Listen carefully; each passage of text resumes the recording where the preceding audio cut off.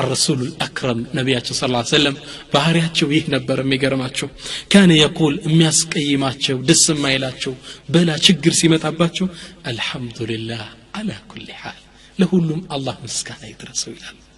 የሳቸው ደም ታላቅ ደረሳ سيدنا عمر رضي الله تعالى عنه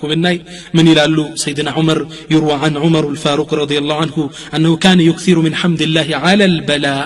سيدنا عمر بلا ሲደርስባቸው አላህን Subhanahu Wa Ta'ala ማመስገንን ያበዙ ነበር فسئل عن ذلك قال ተጠየቁና መልስ ሰጡ ለምን ነው እንዲምትለው መከራ ችግር ነው የደረሰብህ እንደመበሳጨት እንደማልቀስ ጭራሽ አላህን ታመሰግናለህ ብለው ሲጠይቁት ምን አለ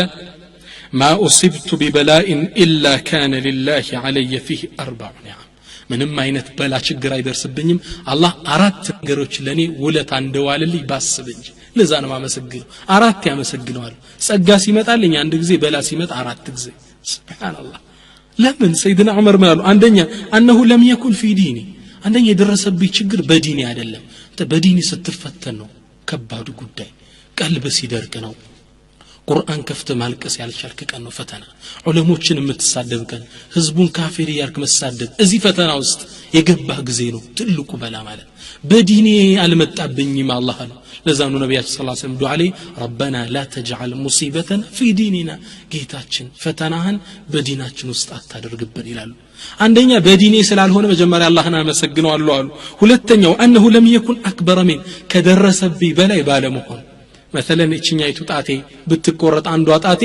አልহামዱሊላህ እንኳን አራቱ አብሮ አልተቆረጠ ስላመሰግነዋል አልহামዱሊላህ ይህስ ቢቆረጥ ኑሮ ስል